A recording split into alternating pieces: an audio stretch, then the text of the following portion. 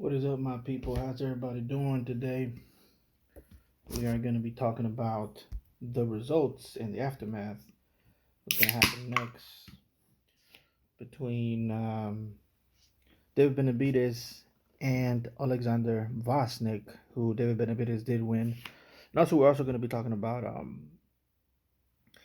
Devin Haney versus Frank Martin as well. But let's talk about this one first. It pretty much went as I expected. Um, you know, I did get a little nervous because of the weight differences. They were very obvious to me in the weigh-in, the final weigh-in, um, and I thought that it was going to be a problem. Um, and it was. You could definitely see that you know who the natural um, uh, what is it, light heavyweight? Yeah, who the natural light heavyweight was in this fight, and it was definitely Vosnik. Um,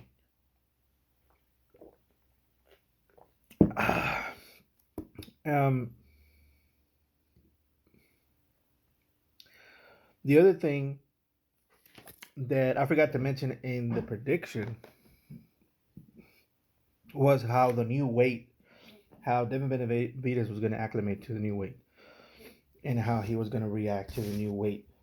In another video that I made, I mentioned how weight affects the body, and the way it affects the body, it's really you don't lose speed. Um, power is about the same. Sometimes it goes up. Depends on if you're good at the mechanics of punching or not.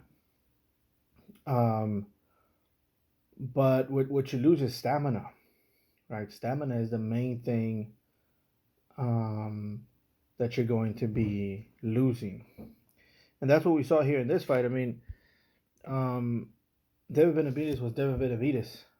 He was doing his thing. He was doing combinations to the body, coming upstairs. You know, everything was David Benavidez except for the fact that he got tired. Somewhere around the middle of the round of the fight, and he was getting caught way more. His hands were down way more. He was just not there completely physically or stamina wise. So I still think he won the fight. There is some people that believe that he lost the fight. I personally disagree with that. I think David Benavidez definitely won the fight, but it wasn't this grand of rival like for example, I don't know if you guys remember Wilfredo Gomez. Wilfredo Gomez used to go up and weight and knock people out. you know, he used to keep going up and up and weight and knock people out and beat them in a spectacular fashion. That wasn't the case in this one. It was a hard fought fight. Benavidez was dominant, but there was certain things that happened within the fight that made it seem like it wasn't. He wasn't the monster, basically. Um, now don't get me wrong. He did a good job. Okay, he did good. But now there's, and it's not even like doubt. It's just uh, he's not. How can I say this? He's not no Wilfredo Gomez, right? He's not Duran. Roberto Duran used to move up and weight and destroy people.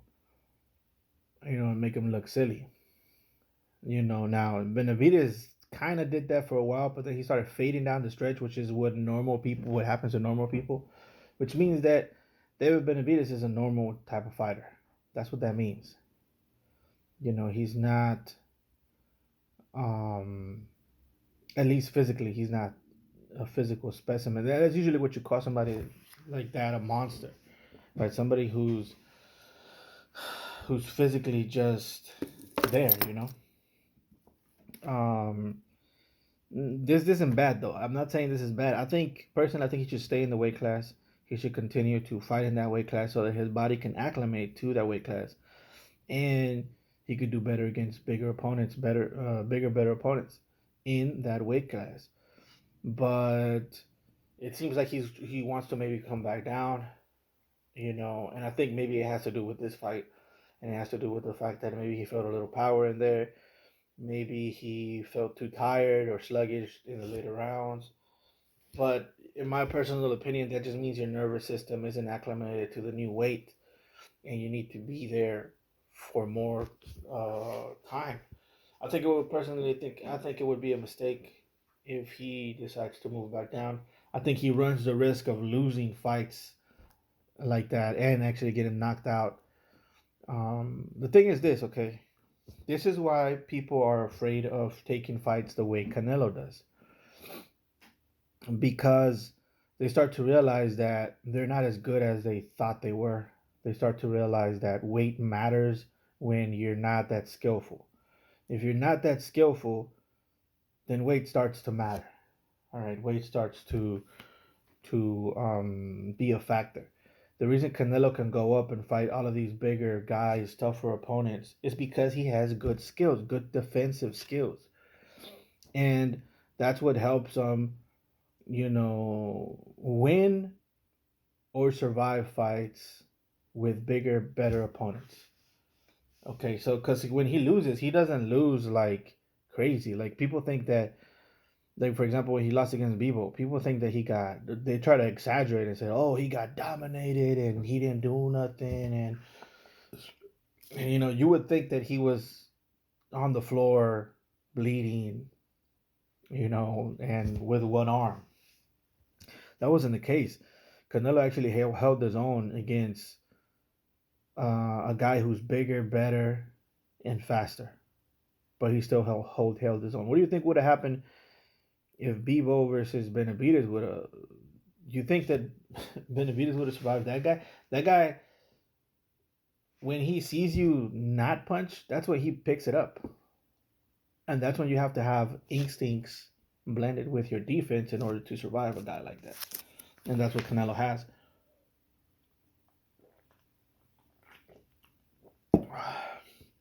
And what I saw in Benavidez is two things: his instincts is to punch back and to get hit in the face, but he has no defensive instincts, which means that against a guy like Bio, against a guy like Canelo, against these types of guys, he's gonna lose because either your punches have to be more skillful and able to counter other people's punches, or you're gonna get countered by someone like Bibo, someone like Canelo, someone like Beterbiev even.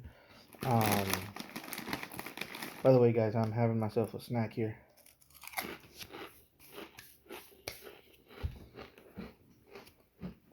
A little ASMR for you guys.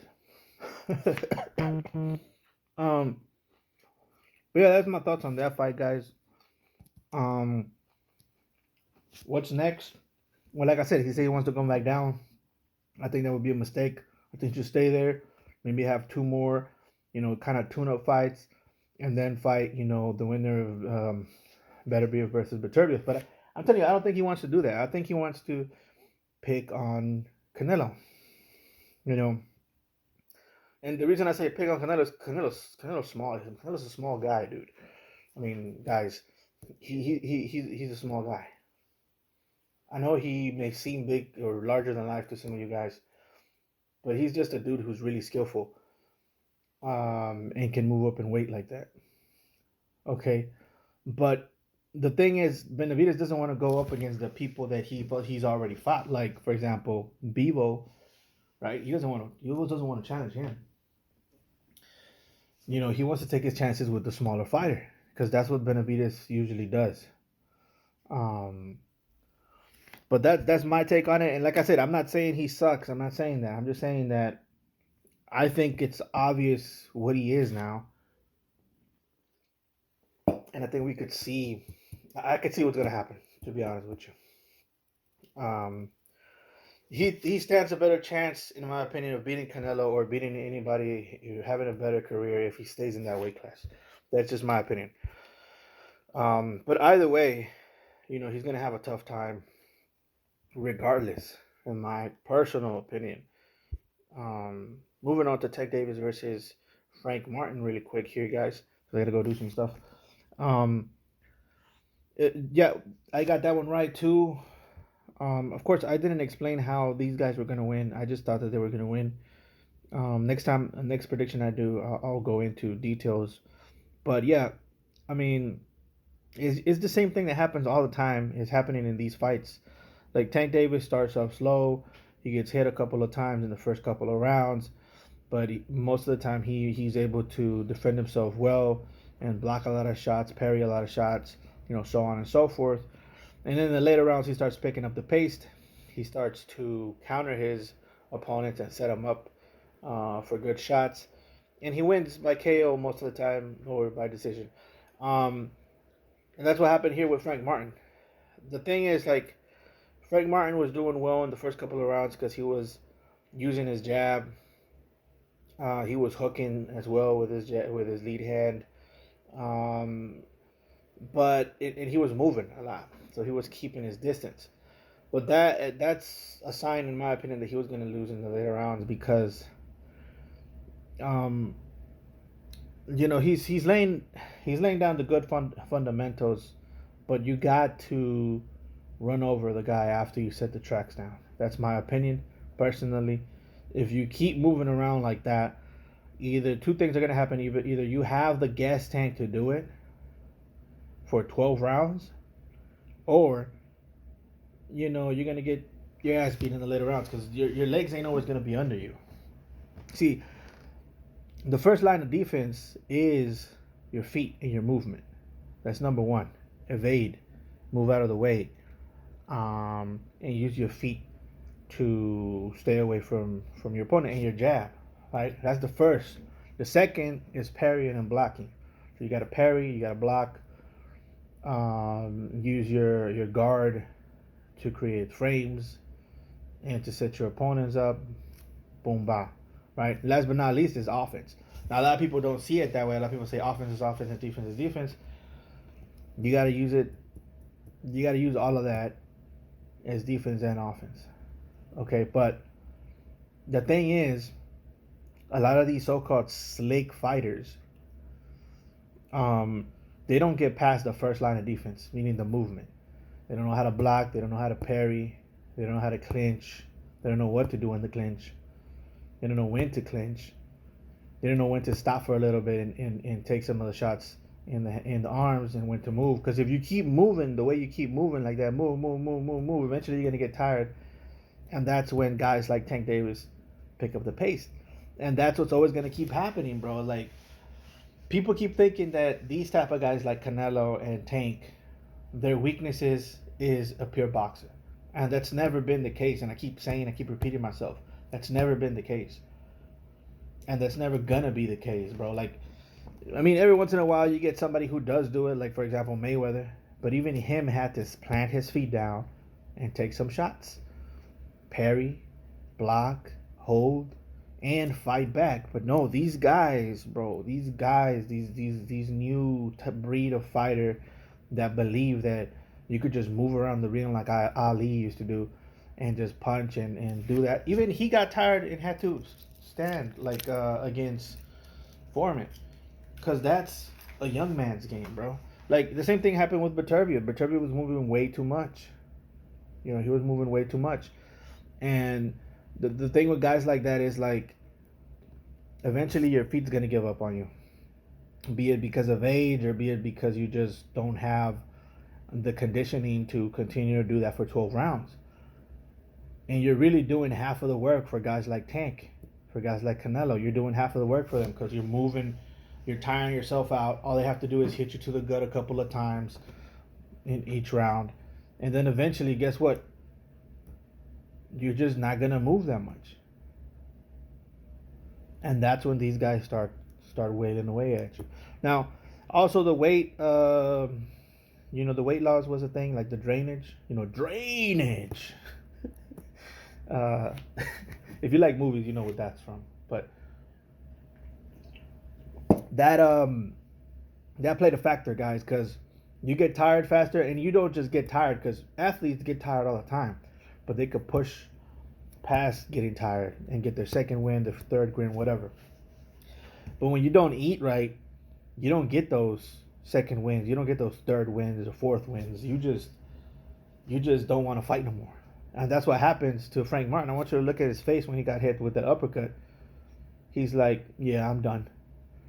When somebody else could have probably assimilated better, but because of the weight drainage, you just literally mentally just give up. They're like, okay, I don't want to fight no more.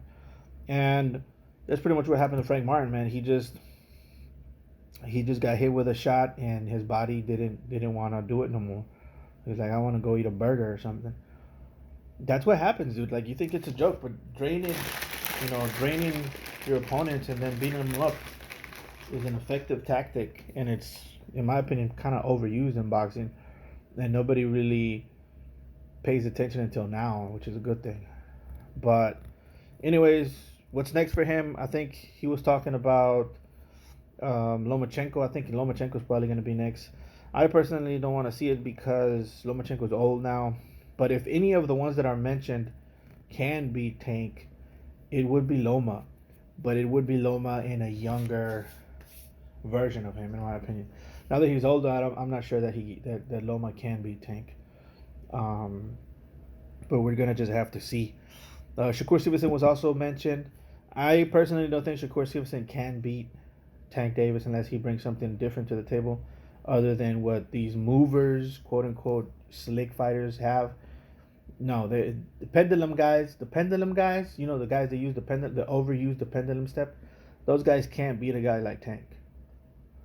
You're gonna have to think offensively and build a winning offense. If you can't do that, then you're not gonna be able to beat someone like Tank. And don't just build the foundations of a winning offense, but capitalize on that winning offense. And it's something that I don't see quote unquote pure boxers do. They're satisfied with just jabbing and hooking and penduluming back out of range, and then jabbing, hooking, and then maybe one straight right down the middle and then hugs. That's not gonna work against Tank, bro. I'm telling you.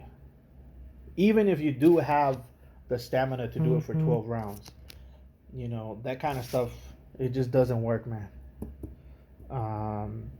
Against guys like this. But anyways, this is my opinion, guys. Some of you guys may think differently. Let me know in the comments. But if you like this video, please like, comment, and subscribe, and I will catch you guys later.